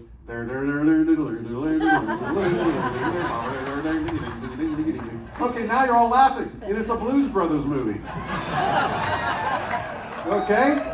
So the music tells you what the fuck you're feeling, which is much more important than the actual information you're getting there. So this relationship between music and drama is very profound. And I spent 20 years, by the way, for all you musicians out there, I learned more as a hired gun. And a film composer is not even an artist. He's a craftsman, serving the art of the director. But as a hired gun mercenary, I learned more than I ever would have learned as an artist, because I had to. The director wants you to go here. I have to go and learn how to do that. The film composer works with space techno music for science fiction, period romance with orchestral music, every known form of life experience, of the human experience. Movies cover that, and the film has to work with every emotion, every musical style and environment and period. And as a professional, you have to learn all this stuff. Whereas if you're Beck or an artist, or pick any great artist, they're doing what is really important stuff, but that's all they do, and that's the entire range of what they do. And it's not a criticism, because I wish I was Billie Eilish. But I went and got this forced education in all forms of music. And much as I love the work, working with directors is great. You don't get to be a director unless you've got something going on upstairs. Very inspiring. But business, it's hell. It's a dog-eat-dog world, because movies are expensive. Everybody's running scared. The producers are just a pain in the neck. You're doing a war movie, and and then from on high, the Jeffrey Katzenberg of the Rat Kingdom, that's Disney to you, says, no, war movies are out this year, and we want a rom-com. Okay. They shot a war movie, but now I've got to make it into a romantic comedy. That's, it's cool. You learn all kinds of stuff, but the business is terrible. Every night you go to bed, pulling knives out of your back. But I finally made my escape from Hollywood. And after 20 years, I learned all kinds of stuff and went back to being an artist. But interestingly, my new gig was the same job: drama and music, and how they work together so powerfully. And this new job was called opera. We've got some opera fans in the house. And by the way, I can tell from the backstage, this is an opera theater. Because they got the room for the male choir and the female choir. I don't see where you're going to put the orcs. Right there. First row. You're probably Those sitting seats, there. yeah. Yeah, right. In opera, the other good thing about it, there's a few good things about opera. First of all is that it's a composer's medium. It's all about the composer. In film, it's the director. He's the artist. In television, it's the writer. And the writer is boss of everything, and the director is just a traffic cop. But in opera, it's about the composer. And one of the reasons for that is because all the great operas are written by the great opera composers. Most of those great composers are conveniently dead. And a common scene in the opera house is the director and the conductor and the soprano arguing about what Mozart wanted. What did the composer want? It's all about the composer's intention for the scene. Well, okay, I wrote it. I'm here now, and I can solve this for you. Here's what I want. And so it's great fun. This power. Instead of waiting for the Rat Kingdom to give me instructions, I'm the boss. Beautiful. Like I said before, I don't need to be the boss of anything except creatively it's just what you do. You want to control it. Let somebody else make the phone calls. But anyhow, so another cool thing about opera is that it's a building like this with a cool backstage for the male choir and the female choir. Right now, I'm occupying the sopranos room.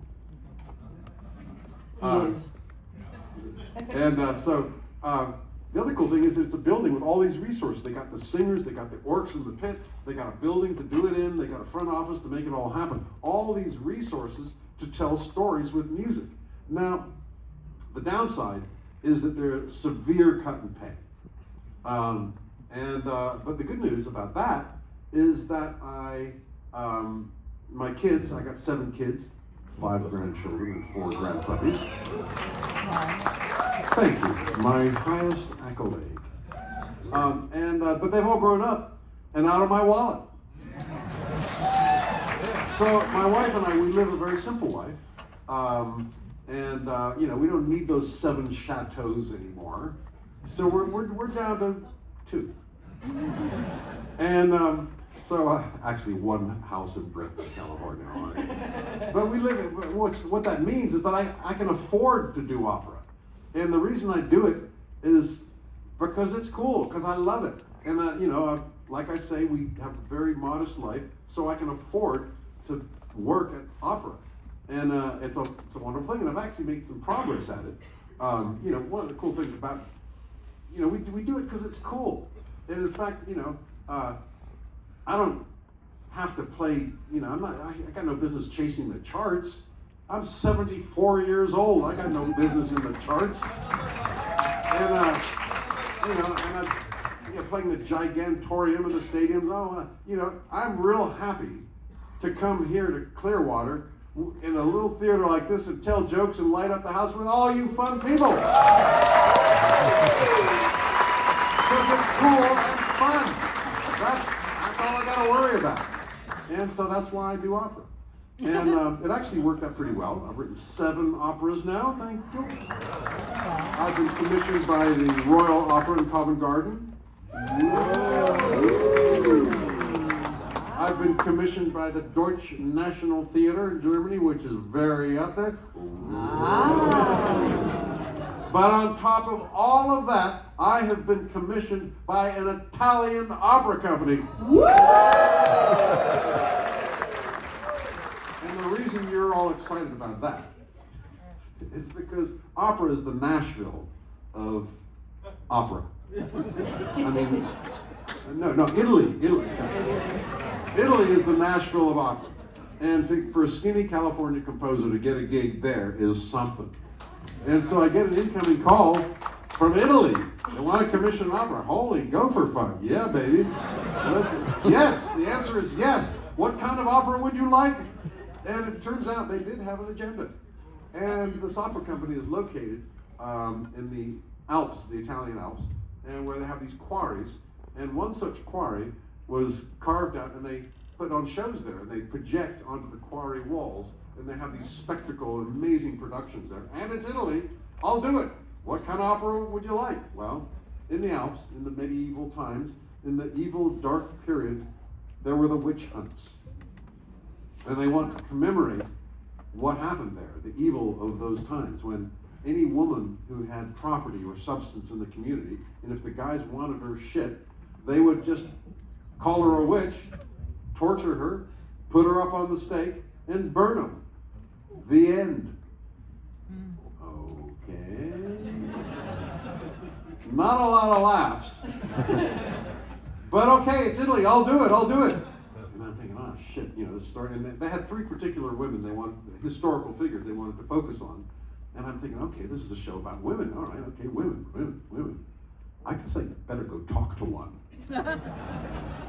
So I called up Chrissy Hine. Pretenders, anyone? And she gets all excited. Oh man, witches, fantastic. I love witches. Yeah, we can have flames coming out of their tits. It's going to be amazing. And I'm going, Chrissy. If they have flames coming out of their tits, that would rather suggest that they're guilty as charged. And why is that a problem? And I'm thinking, that's a much better opera. I guess I better go talk to the Italians. And so I concocted another of my persuasions. And I said to the Italians, how about we go all Kurosawa? Okay, now, for those of you in the house who are not Japanese movie buffs, Kurosawa was a Japanese director who conceived of an entirely different way of telling stories, which was that you take an incident and you look at it from different points of view, and it's an entirely different restaurant, exactly. And it's an entirely different story.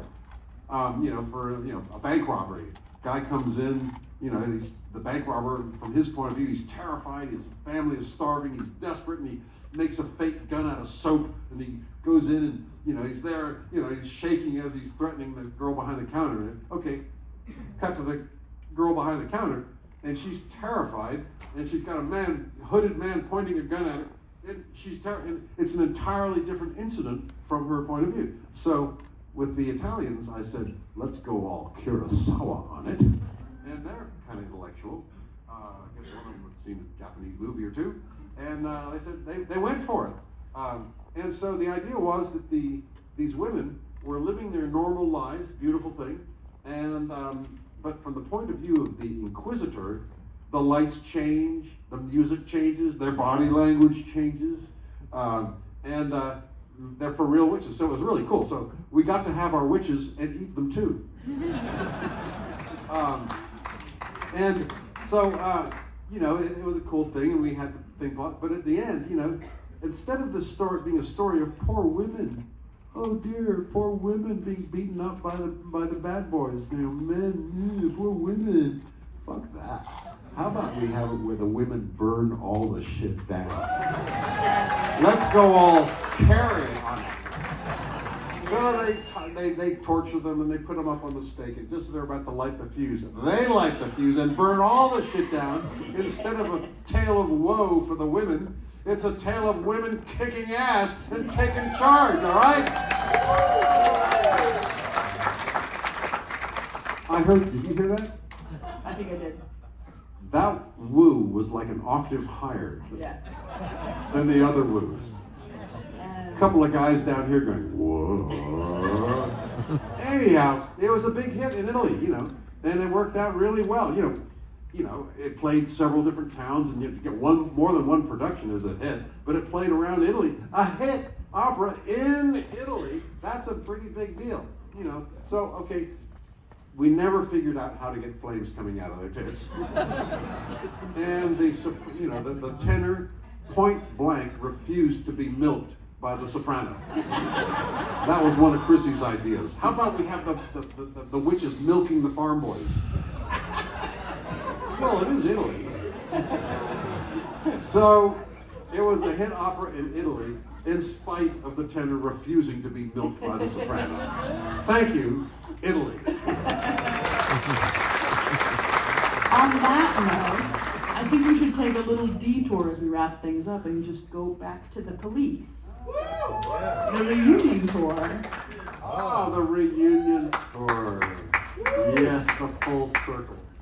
So I'm going to have to go back a little ways to set this up, which was when we crossed America. We were dead in the water in England, so we came to America and actually started finally, since nobody knew that we were too old to be real punks and they couldn't give a shit anyway. We were a good band and they responded and we grew and grew and grew. And, we hadn't gotten too far. We were still pretty low down. But we had, the first time, since I was with my family, I had disposable income in my pocket. And the first thing I bought was a Super 8 movie camera. And I had that thing glued to my face for the whole adventure. I got Sting, with his bass in one hand, his Fender Precision in one hand, and his Samsonite in the other hand, kicking open the door of his motel room, all the way up to playing the stadiums. The whole rocket ship ride, pretty much close to the beginning. But the problem with Super 8, and I just was hosing down this wild adventure. I just wanted to scrape it off and shove it into my suitcase to play with later. This is wild stuff here. But the problem with Super 8 film is you can't edit. Well, you can, but it's domestic grade gear. And the little 8mm film is domestic grade, and there's no negative. It's the master. And you're running it through domestic grade projectors, which scratches it a little bit. And the worst part is editing. Okay, I got a shot of Andy in the dressing room, and just to be Andy, he pulls his pants down, and there was this monster looking into my camera. Okay, there are some who might want to see that. But I had to cut it out. I've got that little piece of film somewhere in the vault, just to threaten Andy should the need arise. But he's probably quite proud of it, actually, and so he should be, considering the awesome, monstrous dimensions Of his guitar. of his guitar.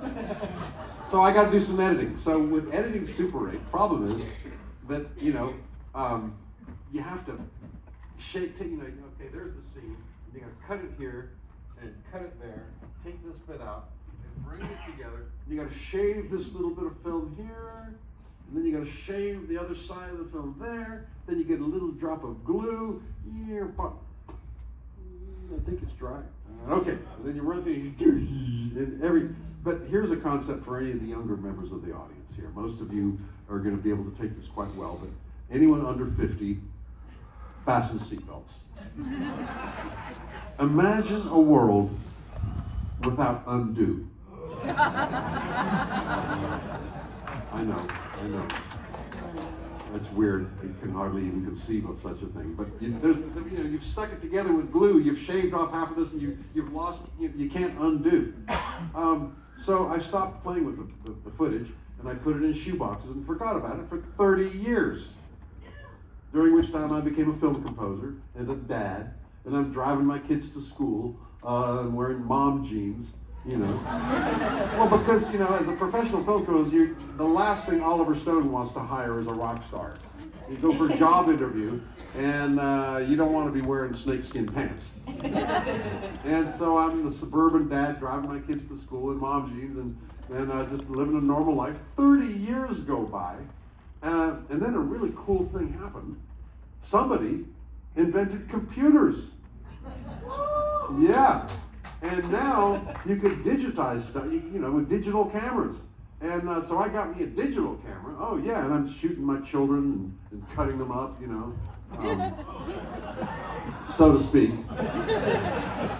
And with the benefit of undo, I actually learned how to cut movie and why you cut to here from there, and I sort of learning how to. Then one night, actually, I'm going to go back a little bit here to set this up. One night, remember Mike Howlett? The session that we did where Andy showed up? Mm-hmm. The gong guy? Mm-hmm. 20 years later, he wakes up in the middle of the night. And honey, wake up, honey, wake up. You probably don't remember that album that I recorded 20 years ago that nobody could give a shit about? The band on it was the Police.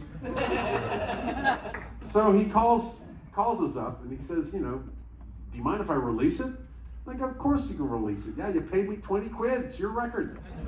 You paid Andy 60 quid. So all these years later, I had the same epiphany. I wake up, honey, wake up, wake up. You know, I got all that footage. Okay, the band was expired 30 years ago. Nobody could give a shit, but it was a hell of a ride when it happened. You know, our first mob scenes when we didn't have any security, the whole rocket ship ride. I've got it sitting there on Super 8, and now I can digitize all that. And with the benefit of undo, I know how to edit now. So I digitized 50 hours. Not just the Police, but the Clash, the Bob Marley, the Adam, everything that was going on. Because of my position in the world, I had full access to every band everywhere. And I got some great footage. It wasn't the film, because that's a licensing nightmare from hell. But I cut the Police part. And I cut this little home movie. And I sent it to my buddy, Les Claypool. Okay, now we got some youngsters in the house. And old Leslie says, hey dude, that's pretty cool. You should send that to Sundance. Oh, yeah, right. Up against Quentin Tarantino and such. You know. My movie, most of which is out of focus, about some deceased band that hadn't done anything in 30 years. You know, it's the home movie from hell, you know. But okay, we on there and we Googled the form and I filled it out there. And on the phone with Les, and I sent them $35. That's what it cost to get into Sundance, or to apply anyway. And I forgot all about it. Yeah, that's not going to happen. And on the night before Thanksgiving Eve, if you will, the phone rings, and it's the Sundance Film Festival, and they say they want to present my movie at the Sundance Film Festival. Fuck off, Quentin Tarantino! And I'm a little mystified. I mean, maybe Robert Redford's daughter was a Police fan or something, I guess. Yeah, granddaughter, right? So I get to some, and Andy comes with me, because Andy actually is the star of the movie. He's a ham, you know. I had to get rid of the cock shot, okay? Much to the disappointment of some. But he's a ham, you know. Every time he saw the camera, he has actually pretty good comedian. And he had a good line of like Charlie Chaplin's body humor and so on. And he's pretty good in the movie. And I'm not in the movie because I'm behind the camera. And Sting has a role too.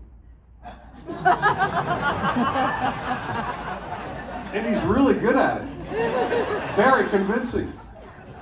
So Andy and I go to Sundance, and I get there and blow me down. They've got us in the biggest theater in Park City. Fucking great, you know, whoa, man, wow. And the tickets vanished, vaporized. What's going on here? And so we run the movie, and the place goes crazy. Every one of Andy's gags just tears the house down, and there's a lot of live stuff, and you know, really, wow, you know, just, and we go to take our bows at the end, 20 minutes of bedlam of, you know, fuck. And so Andy and I are at the after party going, well, that went rather well. And just as we're congratulating ourselves, we look up, hey, the third blonde head is in the house. Stingo is among us. Come on, sit down. And pretty soon, you know, by the way, he had a film with his wife, Trudy, who's a producer as well. They weren't in the big theater. But I have to say that Trudy is a great producer. She discovered Guy Ritchie. She has produced some really good movies. She's really good at it. And so they had a film there at the festival as well. And Sting is amongst us. And we're laughing, telling the same stupid jokes, which are even funnier 30 years later. And we're getting along great and having a great time. Because we actually do really socially get along great. It's just when we try and play music is when it all goes wrong. And so we're laughing, but we're kind of distracted by this blizzard of light bulbs going on. You know, God damn, calm down, everybody. It's just three chuckle buddies having some laughs here, okay? Well, the next morning, we saw what the fuss was all about. And when we discovered that we're on the front page of the front page above the fold on the LA Times, New York Times, London Times, the Kazakhstan Gazette, the Kyrgyzstan Inquirer. You know, it's just like the mugshot round the world, 3 blonde heads in one place. Oh my God. So sure enough, about a couple weeks after that, the phone rings. And it's that voice with which we are all now so familiar. How about we do a tour? Yeah, let's go. I mean, I don't know who's going to show up for it. We play theaters or something, maybe some big clubs, but it'll be great. Back in the day, the police was like a Prada suit made out of barbed wire. Really cool looking, but fucking uncomfortable. But we're over that now. We're all grown up. We all have kids. Sting's got 5 kids. I've got 7. But he's beat me on the grandkids. He's got like 7 or 8 grandkids. So fucking every time I look around, that motherfucker. And so it's going to be great. We've all grown up. We've realized our musical dreams. We've developed. We've grown. We're mature now. It's going to fit like an old glove. Oh, it's going to be fantastic. Well, that glove turned out to be made out of barbed wire. Oh shit! And with the best intentions in the world, we first day of rehearsal, and this is going to be great. We're all really good vibe. Everybody's leaning forward. Everybody's really feeling positive about this. It's going to be great. And where should we start? Okay, let's start with Message in a Bottle. Yeah, okay, Andy, come on, kick us in there, Andy. Let's go. And yeah, right. He grabs that red Stratocaster, and comes out with it. And Sting goes, stop. I'm kind of sick of that riff. just play the chorus. And because it's kind of stepping on the song. That riff is the song. And that's the song. And it turns out that actually he wrote a song that actually has a subject. It's about something. Some guy in an island. Who knew? In a bottle, I guess. And so, immediately it's downhill from there. And oh my God, it's just like the struggle over every damn thing. It's just like, nothing was easy. Everything was hard.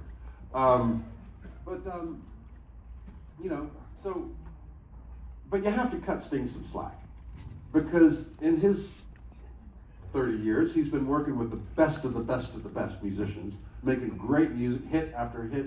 So, he's been living the dream. He's got the best musicians, not triple scale, but quadruple, quintuple scale. He's got Vinnie Caliuto, Abe Laboro, Josh Freese. I mean, he's got the best players for him, and the reason they're the best is because they can play what he wants them to play. And he's pretty good at all this arranging stuff, Oh, thank you. Oh, shucks. Anyway, push off. We made each other, okay?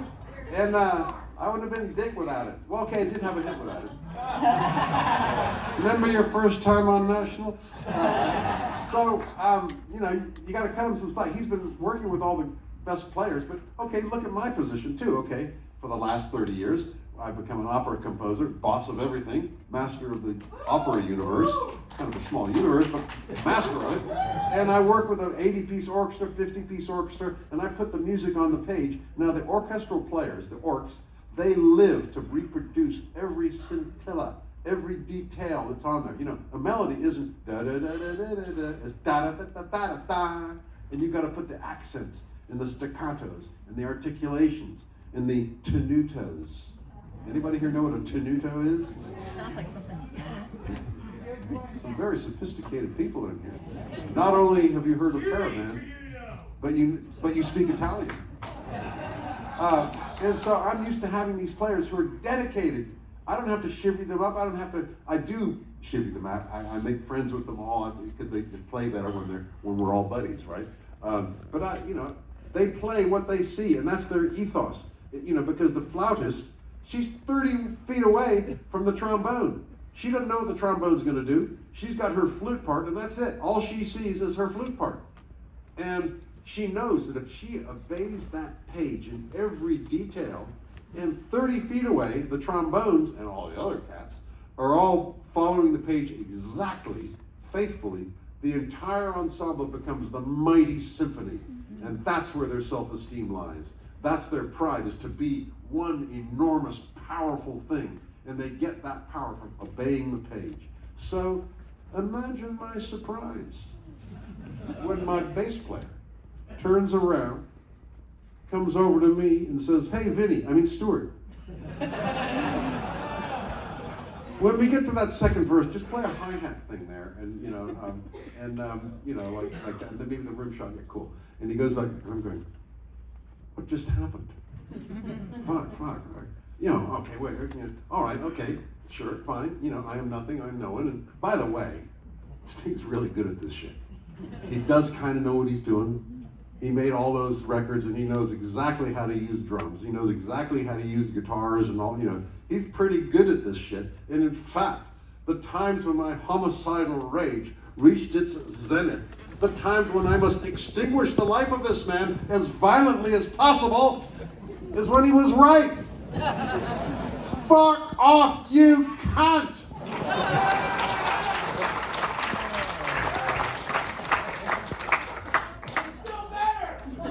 I think so.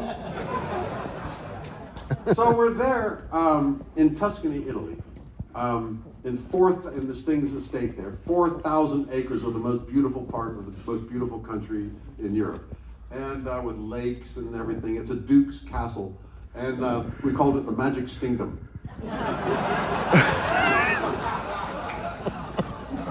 And we start, like I say, with the best of intentions, every morning, I'm looking at the mirror and I'm saying, "Just make Sting happy. Today, I'm gonna make Sting happy. I don't care what, I am nothing, it's only music, I don't care, I'm just gonna make Sting happy. I'm gonna get a smile out of that motherfucker." And Fiona, my wife, is standing next to me going, "Well done, Stewart." Meanwhile, over in the North Tower, Stingo's looking in the mirror with Trudy at his side, and he's going, "Today, I'm just gonna let Stewart be Stewart. Whatever fucking racket he comes up with, it's only music. I'm gonna let Stewart be Stewart." And so we get to rehearsal 10 o'clock, We're a rock band, most people work 9 to 5, but we're a rock band, okay, 10 o'clock. If we were a real rock band, it'd be 2 o'clock in the afternoon until God knows when, but we're suburban rock stars, okay? So 10 o'clock, we get there with the best of intentions. This is gonna be a good day. Today's gonna be a good day. At 1 minute past 10, we are screaming at each other. Just fucking screaming at each other. And I'm doing my best. He gives me some idea, and I'll try it. Today I'm gonna make Sting happy. What's that you said? Sure. The hi-hat thing? Okay, yeah, all right. But I'm a crap session player.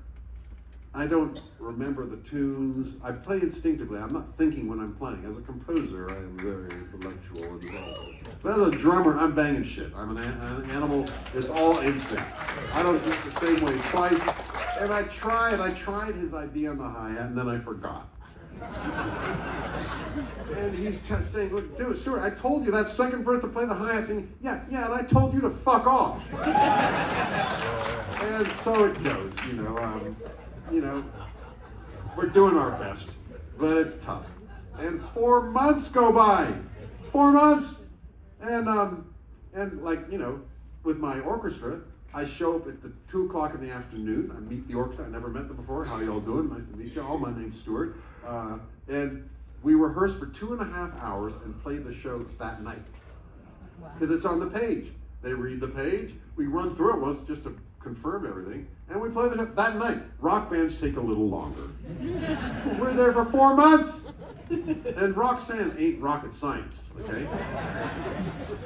Man, but we work through it, and finally we get there. And finally we get to the first show in Vancouver. And we finally get there, and we walk out on stage, and oh my God, my heart still pounds when I think of that moment. These people, it used to be like these 18-year-old girls hottie babies in the front of the stage. Now they're all 30 years older and looking much better than they did then.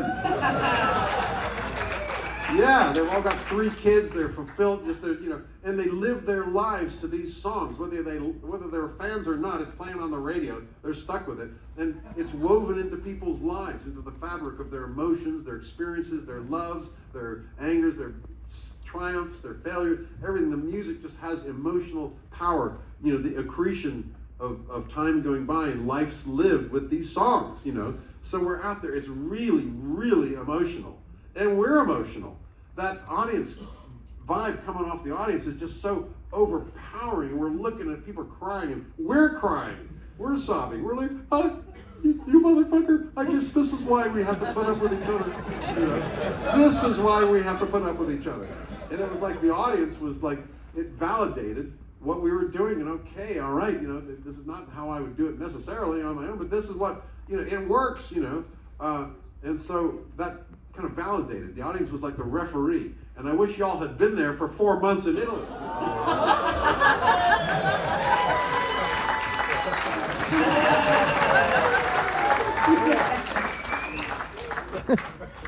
Nice save. Stagecraft. Well, we've gone literally all over the world, and we're also over time, but you guys put some questions in this drum here, and I think it's time to answer a couple of them. Okay, I'm gonna go. I gotta finish this thing very quickly. We get there, and it's all going great, but 2 guys are still very angry. Stingo and me. We get along fine as long as we're not playing music. We get along fine socially, even though we're so different as human beings. You can't imagine 2 more opposite people. But we love each other. We get along fine until we start trying to play music. But so this is the best tour anyone's ever had. But 2 guys are angry, and so I tell Live Nation, who did it all, I want band therapy, and they fixed it up. And so we had band therapy, and the band, this elderly couple, we sat down in Sting's pad in Central Park, New York, and we sat there cross-legged with incense and massage music playing, because he likes that sort of thing. And we're looking into each other's eyes and getting it all said, which was nothing new, by the way, because we had always gotten it all said, mostly at the top of our lungs, screaming at each other, getting it all said. But now we're saying it all very quietly and respectfully, and actually listening to each other. And we blew each other's minds. And we realized that the whole deal was very simple. The conflict was not of jealousy or greed or lust or envy or any of the darker human emotions. It's real simple. Music has an entirely different function in each of our lives. We make it for different reasons. I like to bang shit. He is a songwriter. Music affects us differently. We listen to different music. I doubt if he has any Slipknot in his playlist. And I have very little Jose Feliciano in mine. And so we realized that that's the problem. We're on 2 entirely different missions. But here's the punchline, and then we can go to your questions. Of course. That conflict was our secret sauce. And we realized that conflict is what made us what we are. And so that kind of cured everything. We went through the tour and we had a lot of laughs. We were still screaming at each other at sound checks, but it blew over real quickly. Fortunately, we both have very shallow reserves of bile. Neither of us can sustain a tantrum for longer than 20 minutes. And pretty soon it's got, oh, come on, bring it down. And so on. And so the band therapy, that's why The Police was really great. And as long as we don't play together, at least socially, we can get along just fine. Thank God for the barbed wire. Okay, your question. All righty. We've got the drum back there. There we go.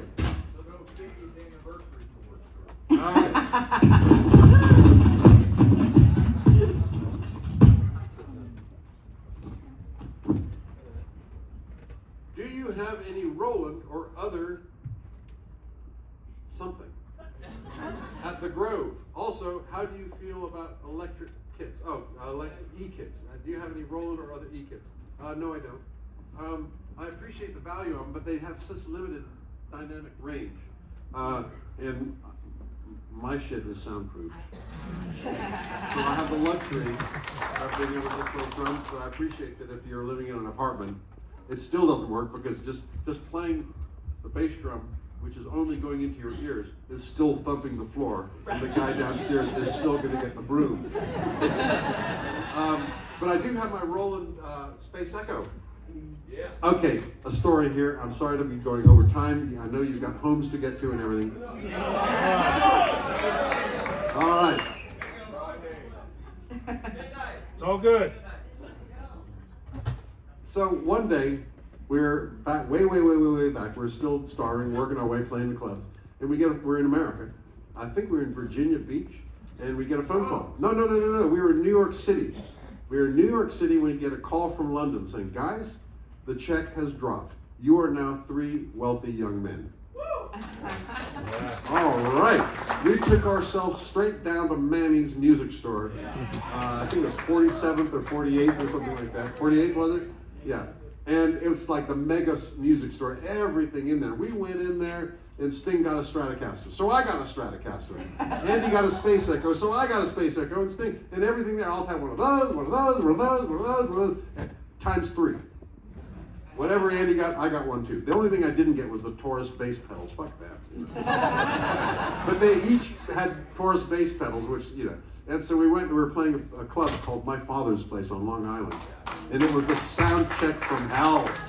But it was during that sound check that, all the stuff I got was guitar stuff, and I'm there in a drum gig. And I had my Taurus bass echo. And so how about, give me remember that dub thing, which is all about delay echoes and everything like that? And so I set up the Space Echo to give me one repeat. Da da. So da da da da da da. And I discovered at that sound check this kind of, you could play off against your own echo and develop this thing. Meanwhile, Andy's playing with his echo, and we're still arguing about who invented the dotted 8th note. Anybody? Okay, what the dotted 8th note is that you play a note, da, and then there's a repeat, da, da. But you go da, da, da, and the repeat is not the repeat of the previous note, it's a repeat of the previous note. Therefore, you go dung, dung, dung, dung, dung, dung, dung, dung, and the result is and there's a million police, and in fact, Edge picked up on it. Listen to any U2 record, Edge is all over that shit. And Andy and I have been arguing about who invented that, but it turns out fucking Pink Floyd got there first. Fucking assholes. Every time I think I invented something, fucking Pink Floyd got there. Anyway, there was that story. That's where I got my Space Echo. Okay, all right, next question. All right. Okay. You didn't tell us what you ran through the Space Echo. My drums. Snare drum and hi-hat. Then I added the kick, and then it got way too complicated, and I had 3 foot switches to turn off the 3 Space Echoes, and then we went to digital Delta Lab stuff and everything, and it got way, I don't truck with any of them anymore. I just bang my shit. One hit will be good enough for me nowadays. This question here is, Stewart, what hotel are you staying in tonight? And it goes on. I need to know where to pick my mom up in the morning. Who came up with this one? Come on, stand up. One amongst you came up with this one here. All right, you know who you are. I'm not going to embarrass you here. Oh, for God's sake. 4 Seasons.